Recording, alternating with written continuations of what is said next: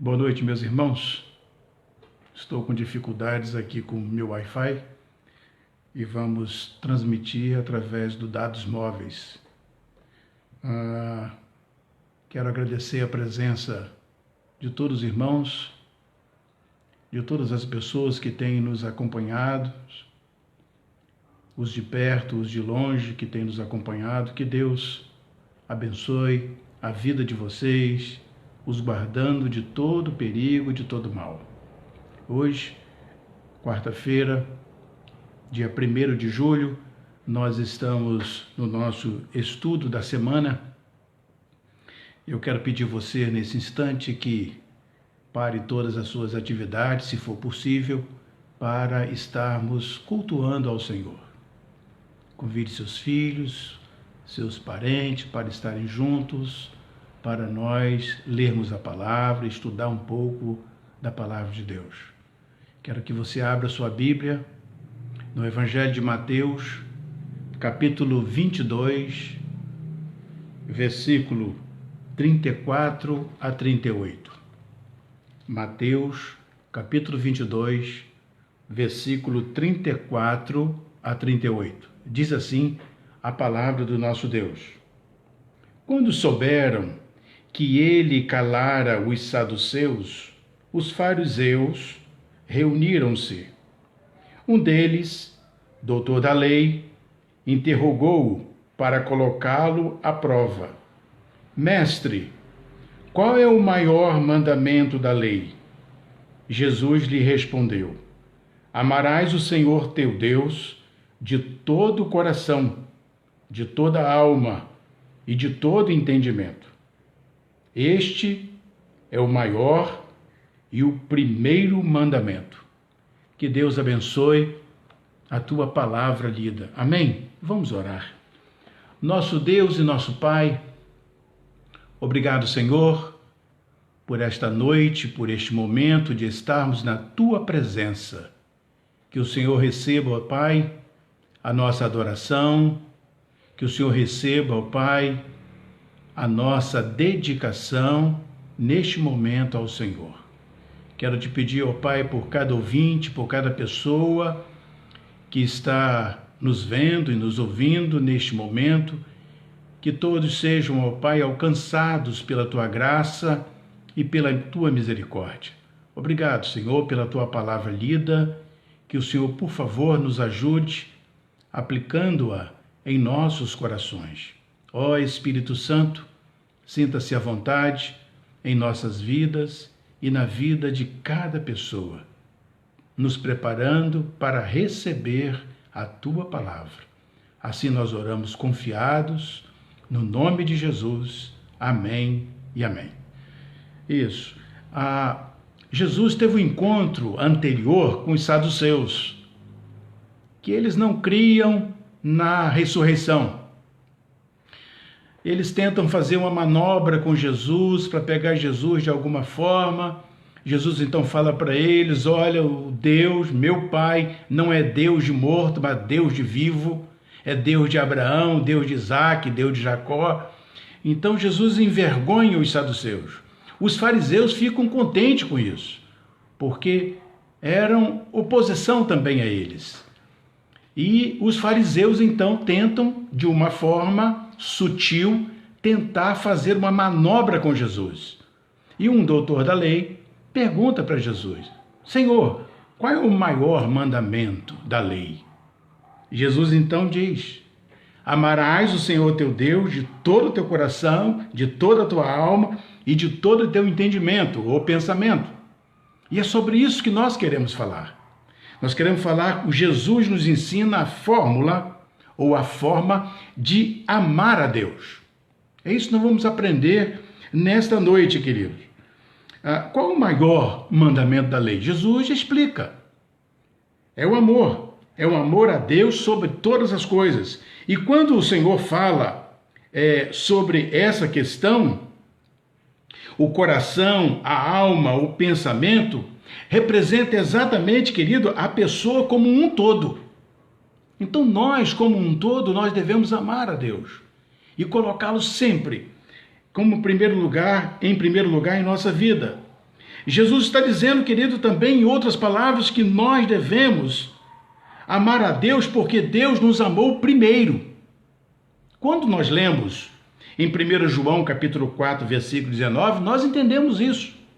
João diz, nós amamos porque Ele nos amou primeiro. Então é importante nós observarmos isso. E eu quero falar exatamente sobre este versículo, o versículo 27, destacar essas três formas de amar a Deus. A primeira fórmula que Jesus ensina é de todo o coração. O pecado, querido, é universal. Origina-se no coração do homem. Jesus afirmou que todo coração, do coração procede todo mal. Jesus afirmou isso. E quando nós lemos em Gênesis, capítulo 3, versículo 6, e depois Gênesis 6, 5, nós passamos a ter uma ideia a respeito dessa condição de pecado. O capítulo 3, versículo 6 diz, e viu a mulher que aquela árvore era boa para se comer e agradável aos olhos, e árvore desejável para dar entendimento. Tomou do seu fruto e comeu, e deu também a seu marido, e ele comeu com ela. No capítulo 6, versículo 5, e viu o Senhor que a maldade do homem se multiplicara sobre a terra, e que toda a imaginação dos pensamentos de seu coração era só má continuamente. Então o pecado, ele deu origem no jardim do Éden, entrou no coração do homem, ou seja, a humanidade foi afetada por este mal que é o pecado.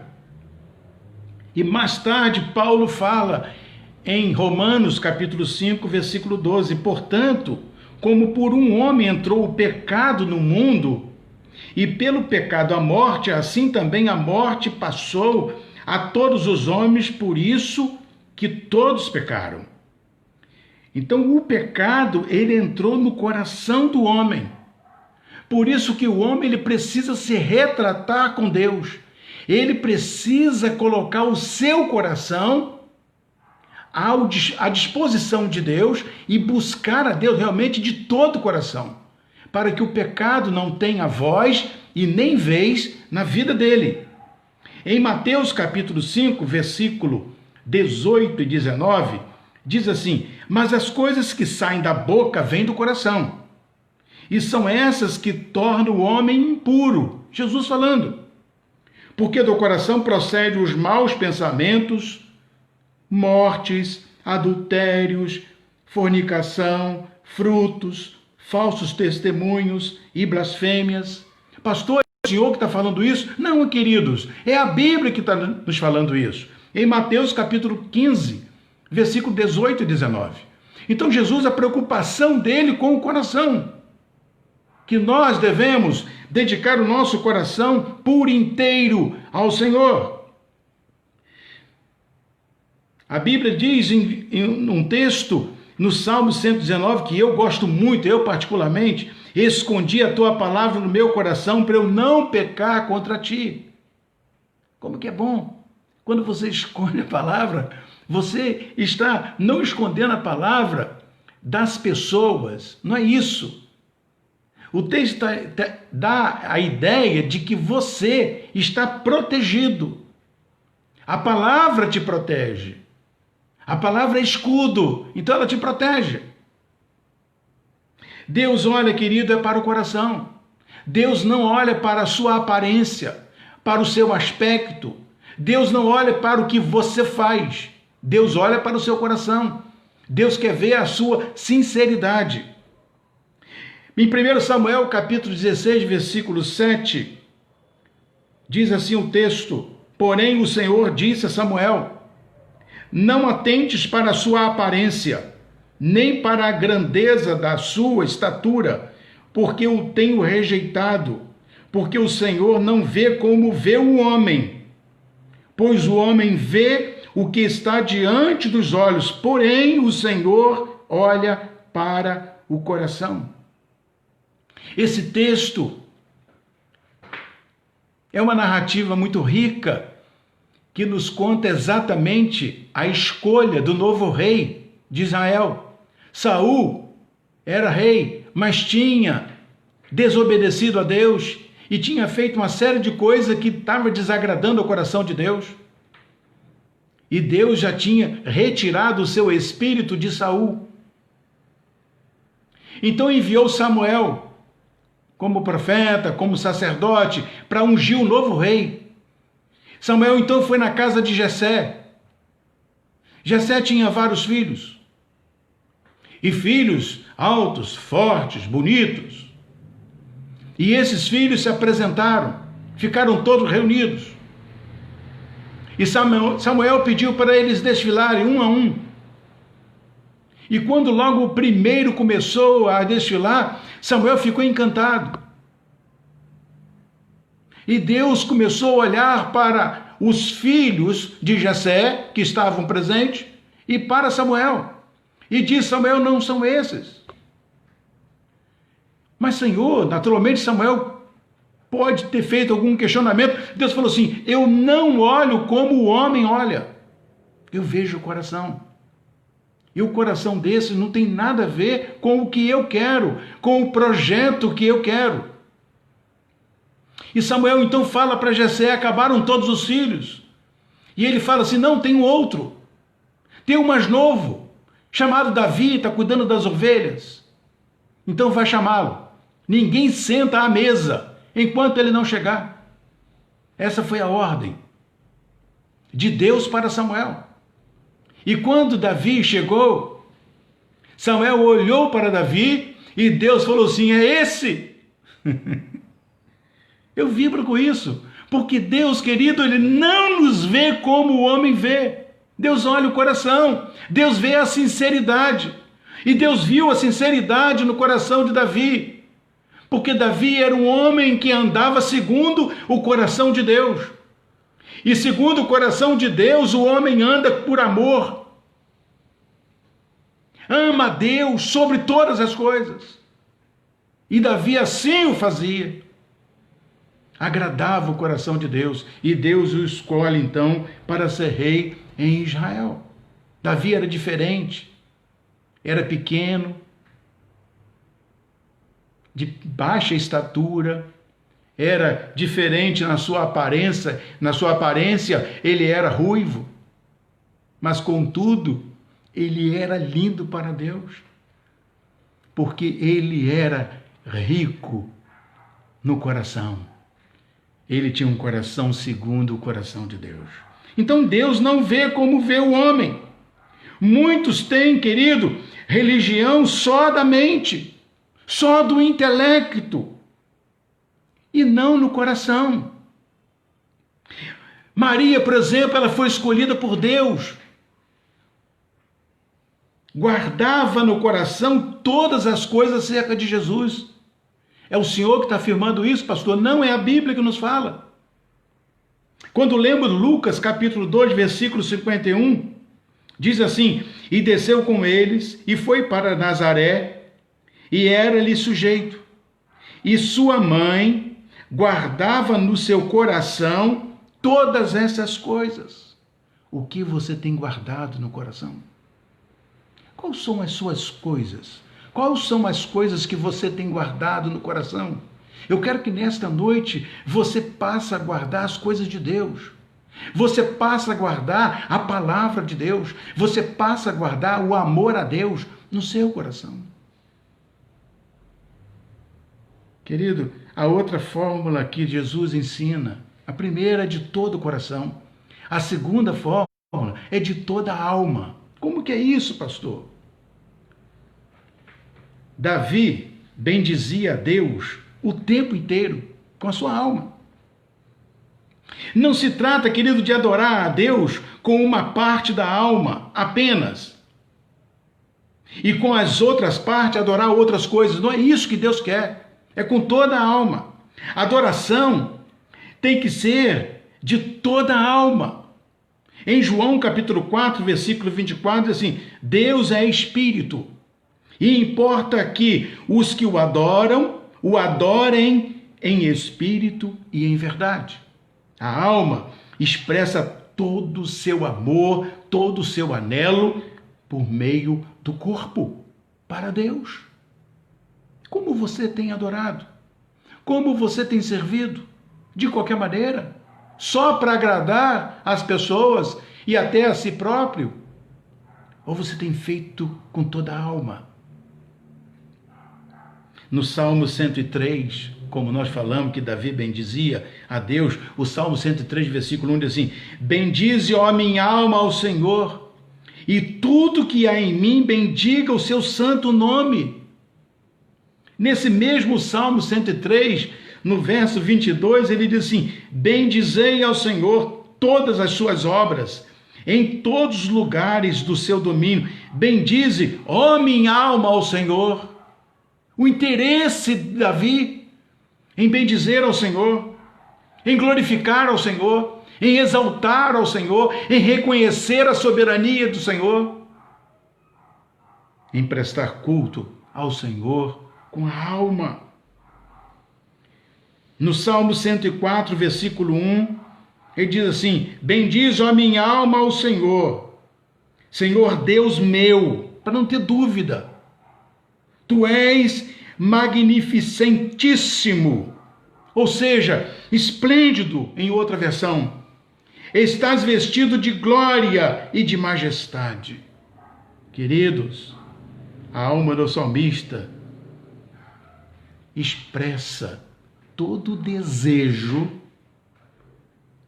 de prestar uma adoração com toda a alma, com toda a alma. Porque a alma, ela precisa ter sede de Deus. Vou repetir. A alma precisa ter sede de Deus. O Salmo 42, versículo 2, diz assim: a minha alma tem sede de Deus vivo, do Deus vivo. Quando entrarei e me apresentarei ante a face de Deus? O interesse de estar na presença de Deus do salmista. Quando? Quando que eu vou estar no céu para contemplar a glória de Deus?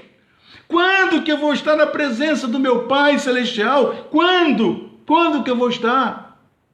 Querido, precisamos ter interesse de toda a alma, porque ela estará segura com o Pai.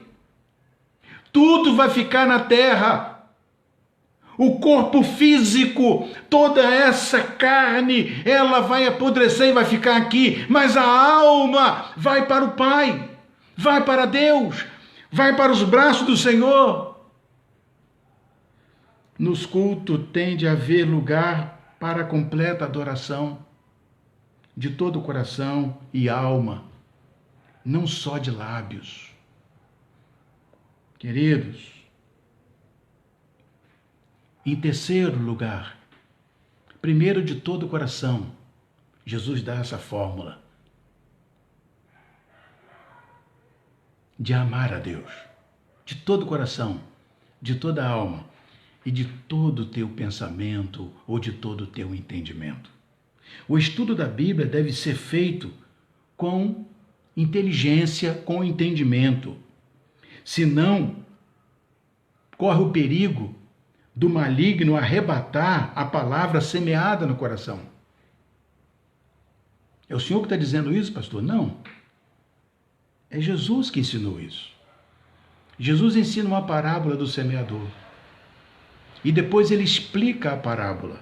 E em Mateus capítulo 13, versículo 19, ele diz: ouvindo alguém a palavra do reino e não a entendendo, vem o maligno e arrebata o que foi semeado no seu coração.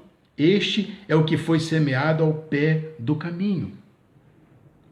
Pastor, explica isso para nós, queridos. O perigo de você ler a Bíblia como se lê um jornal. A Bíblia, ela deve ser lida com entendimento.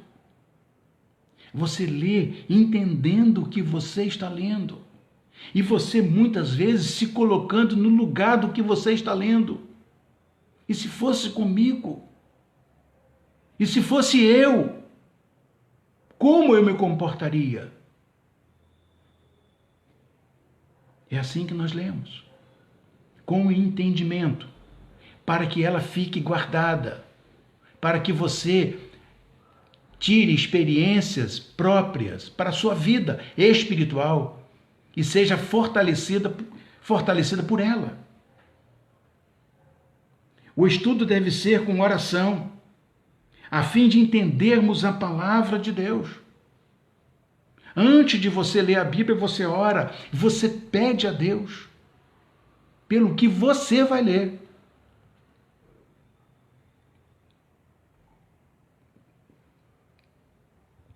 E Deus com certeza vai te ajudar. O apóstolo Paulo, na segunda carta a Timóteo, capítulo 2, versículo 7, ele diz assim: considera o que digo, e o Senhor te dê entendimento em tudo. Então Paulo orienta Timóteo: olha, que o Senhor te dê entendimento, mas você precisa buscar. Como que o Senhor vai dar entendimento se você não tem interesse, se você não busca? Percebeu? Então nós precisamos buscar, precisamos orar e pedir ao Senhor que nos dê entendimento, sabedoria, para que possamos entender com clareza a tua palavra. Em 1 João, capítulo 5, versículo 20, diz assim: e sabemos que já o Filho de Deus é vindo e nos deu entendimento, para que conheçamos ao verdadeiro. Queridos, Cristo nos deu entendimento. Precisamos buscar isso constantemente. Estamos envolvidos com Ele para não perdermos isso, para que o maligno tire de nós. Devemos pedir ao Senhor que nos dê entendimento na sua lei. O Salmo 119, versículo 18, diz assim: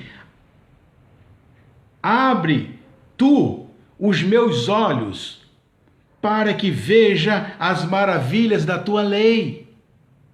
O salmista está pedindo a Deus para que abra os olhos. Qual os olhos? Os olhos físicos, pastor? Não! Os olhos da alma, os olhos do coração, os olhos do interior da nossa vida. Para que possamos entender tudo que Deus precisa para a nossa vida espiritual aqui na terra.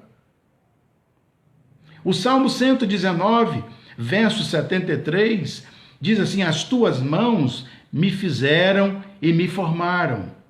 Dá-me inteligência para entender os teus mandamentos. O salmista volta a se preocupar com o entendimento para os mandamentos, que é a Bíblia. Temos que ter preocupação com isso. Com o que você tem se preocupado em relação à vida espiritual? Se preocupe para que Deus te dê esclarecimento e entendimento a respeito da tua palavra. No Salmo 119 ainda, no versículo 125, diz assim: sou teu servo, dá-me inteligência ou entendimento para entender os teus testemunhos. Que são os testemunhos, pastor? A Bíblia.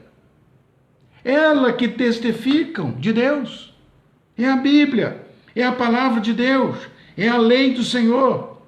Quantos amam a sua família, a sua vida, os seus bens? Quantos? Muitos, certamente. Com um coração, nós precisamos ter a mesma coisa. Amar da mesma forma, ou mais. Mas para tanto, querido, eu preciso ter um coração convertido. Pastor, mas eu já me converti, já aceitei Jesus, já fui inclusive batizado. Sim, mas e o seu coração?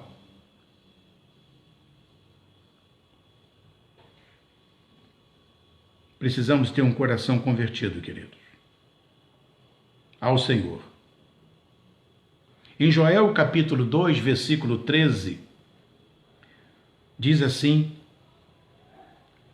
a palavra de Deus: e rasgai o vosso coração, e não as vossas vestes, e convertei-vos ao Senhor vosso Deus, porque ele é misericordioso e compassivo, e tardio em irar-se, e grande em benignidade, e se arrepende do mal. O povo de Israel tinha mania e tinha o hábito de rasgar suas vestes. Acontecia uma tragédia, eles rasgavam. Se jogavam nas cinzas. Essas atitudes, muitas delas, feitas de coração, Deus aceitava. Mas aquilo tornou-se algo mecânico. Como muitos vão na igreja e adoram a Deus de forma mecânica. Com a mente, com os lábios. Como diz a palavra de Deus, esse povo que me adora com os lábios, porém o coração está longe de mim. Nós precisamos, querido, refletir nisso. O que nós precisamos não é rasgar nossas vestes, é rasgar o nosso coração diante do Senhor. Não diante das pessoas, mas diante do Senhor. Deus quer isso, quer que nos humilhemos diante dEle, para que possamos receber dEle próprio o entendimento, o esclarecimento, sabedoria, discernimento na sua palavra. Ele quer um coração assim. Não com emoções carnais e mecânica, como dizemos, mas um coração voltado para o Senhor. Porque o coração que não é voltado para o Senhor, ele é um coração enganoso. Como assim, pastor? É um coração enganoso. Não sou eu que afirmo isso, é a Bíblia. Em Jeremias capítulo 17, versículo 9, diz assim: enganoso é o coração, mais do que todas as coisas, e perverso quem o conhecerá? Só Deus. Só Ele conhece o seu coração. Só Ele sabe o que você está sentindo agora. Só Ele sabe o que você está pensando agora. Deus nos dá, querido, um novo coração para amá-lo de todo o coração, de toda a alma e de todo o entendimento. Ezequiel capítulo 11, versículo 19 e 20, diz assim: e lhes darei um só coração, e um espírito novo porei dentro dele. E tirarei da sua carne o coração de pedra, e lhes darei um coração de carne, para que andem nos meus estatutos, e guardem os meus juízos, e os cumpram, e eles me serão por povo, e eu lhes serei por Deus. Deus falando que vai fazer um transplante no coração do povo de Israel. Vai arrancar o coração de pedra e colocar um coração de carne. Por quê, pastor? Porque Deus não habita no coração frio de pedra. Um coração cheio de mágoa, cheio de pecado, cheio de rancor, cheio de falta de perdão. Deus não habita no coração assim. Deus habita no coração de carne, num coração sensível, num coração que ama, num coração que se quebranta, num coração que o busca com sinceridade. É nesse coração que Deus habita. É nesse coração que Deus quer habitar em você. Deus quer arrancar de você o coração de pedra e colocar um coração de carne. Permita que Deus haja em você. Busque Ele. Busque a Deus de todo o seu coração, de toda a sua alma, de todo o seu entendimento. Deus quer, querido, fazer essa transformação na sua vida, no seu coração. Um coração exclusivamente para Ele. Exclusivamente para Ele. Nesse tempo de pandemia, você tem tido a oportunidade de fazer as devidas mudanças da forma como tem adorado a Deus. Esse tempo de pandemia é tempo para pensar, é tempo para refletir na mudança de comportamento, atitudes, de busca a Deus com todo o coração, com toda a alma e com todo o entendimento. Eu quero caminhar para o encerramento e dizer, querido, que o primeiro grande mandamento resume a verdadeira religião que Cristo veio nos ensinar. Essa é a verdadeira religião. Mateus capítulo 22, 37, que nós lemos. Jesus disse, aquele doutor da lei, que conhecia muito da lei, mas a conhecia como algo frio, com um coração de pedra. Não habitava nele o amor de Deus. Então Jesus disse, amarás o Senhor teu Deus de todo o coração, de toda a tua alma e de todo o teu entendimento ou pensamento. Quer trilhar o caminho das promessas? Quer? Das promessas de Deus? Obedece esse maior e primeiro mandamento da palavra de Deus. E Deus vai fazer na sua vida, no seu coração e, consequentemente, com o seu testemunho na sua família. Que Deus te abençoe e que nesse tempo que estamos vivendo, pastor, um tempo difícil, sim, muito difícil, mas não se abata, não fique triste.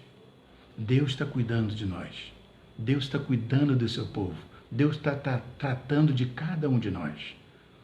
Rasga o seu coração, não rasgue suas vestes, rasga o seu coração diante de Deus e peça para Ele, Senhor, me dê entendimento, me dê sabedoria para que eu possa viver de uma forma que te agrade, de uma forma que possa o teu nome ser enaltecido para a tua honra e para a tua glória. Que Deus assim nos abençoe, que Deus assim te abençoe, grande e poderosamente.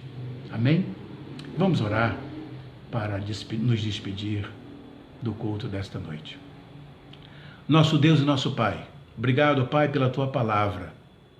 Ela que por si própria nos fala de maneira muito clara, sem deixar nenhuma margem de dúvida.